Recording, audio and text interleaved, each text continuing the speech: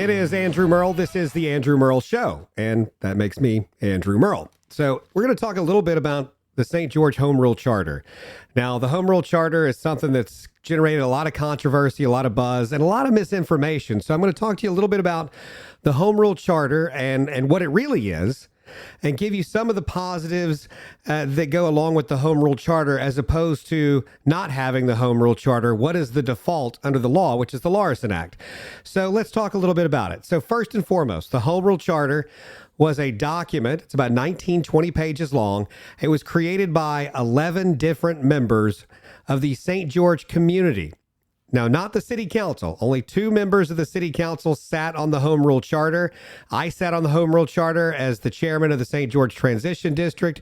But most of the members of the Home Rule Charter Commission are different citizens from all around St. George, different backgrounds, different educational backgrounds, professional backgrounds, ethnic backgrounds, all the above. It is a diverse group of people who came together, many of which we did not know each other before we started.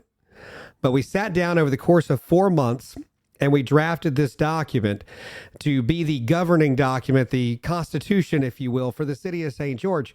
And it passed unanimously 11-0. So despite the differences, despite the diversity and all the different opinions, over 4 months later, 11 votes in favor of the Home Rule Charter to 0 against it. So let's talk first and foremost about something that's absolutely in the Home Rule Charter that is not at all under the Larson Act. So this is something that if you do not pass the Home Rule Charter, you could risk looking at or facing in the future, and that's tax increases.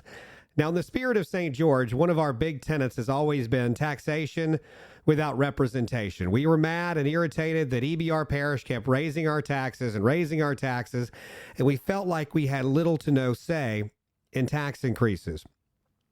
With the Home Rule Charter, we wanted that spirit of taxation without representation to be represented.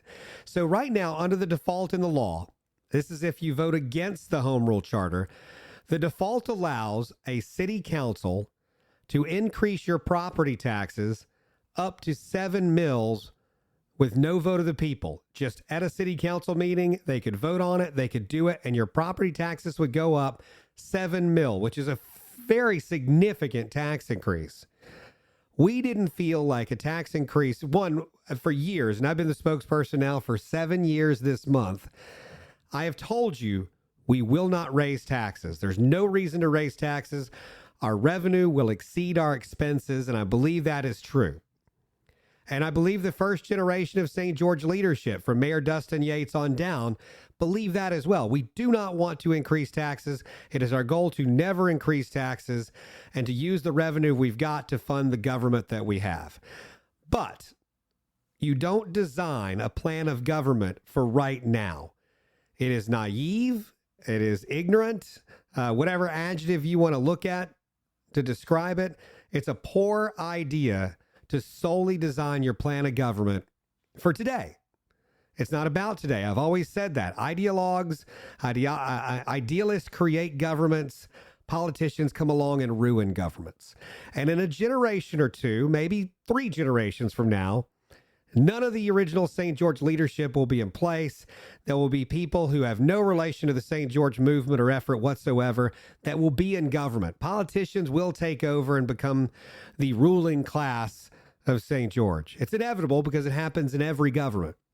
So what the Home Rule Charter was designed to do was to protect the citizens of St. George from 3 generations from now, when we don't know what's going to be our government is going to be in place. And the Home Rule Charter is designed to protect you from tax increases this way.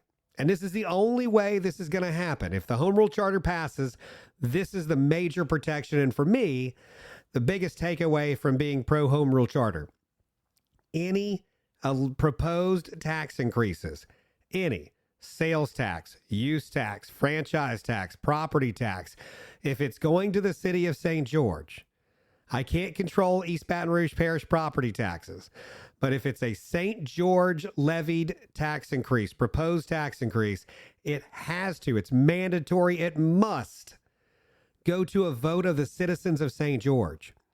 That is in the Home Rule Charter. It does not exist under current law. The default under current law says the city council can raise your property taxes up to $7 million without you even having a say in it.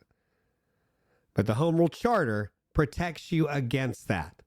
So that to me is number one, the first and foremost reason to vote in favor of the Home Rule Charter. It's a protection that will not exist otherwise. I understand that the current leadership in St. George is unlikely, will not raise your taxes. But I can't tell you that 2, 3, 4 generations from now, down the road, somebody's not going to come along and want to do that. I think this because this is a direct reaction to how EBR Parish treated us over the last several years under Mayor Broome. What did they do? Anytime they wanted money, they didn't cut spending. They didn't reallocate the resources. They just kept passing tax after tax after tax. And you tell me that if you don't want that in your future, then you want to look at something in our Home Rule Charter that absolutely says any proposed St. George tax increase must include a vote of the people. So if the taxes go up in St. George, you voted for it, you did it.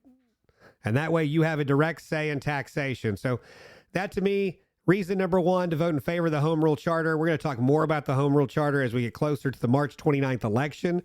Early voting starts March 15th. The general election is March 29th. You have an opportunity to vote for St. George leadership. But most importantly to me, you have a chance to vote on the Home Rule Charter. And I want you to get the information directly from me. I was on the Charter Commission. I attended meetings over 4 months. I'm very passionate about the Home Rule Charter. I know there's a ton of misinformation out there, so I wanted you to get it directly from me, directly from the source. And if you have questions about the Home Rule Charter, please, by all means, email me. It's Andrew@andrewmurrell.com. Murrell is M as in Mary, URRELL.com. Let's sit down. Let's talk about it. Let's have civil discourse. Because right now I hear a lot of stuff for the keyboard warriors on the internet. And I want to get down to what's real and what's not real. The misinformation part of it. Give you the information so you can go to the ballot box and you can be an informed voter and know what you're voting on. That's the most important part about it. Whether you like the Home Rule Charter or you don't, you need to have all the information so you can make an educated decision. So again, you have questions, you can feel free to reach out to me, Andrew@andrewmurrell.com. This is the Andrew Murrell Show.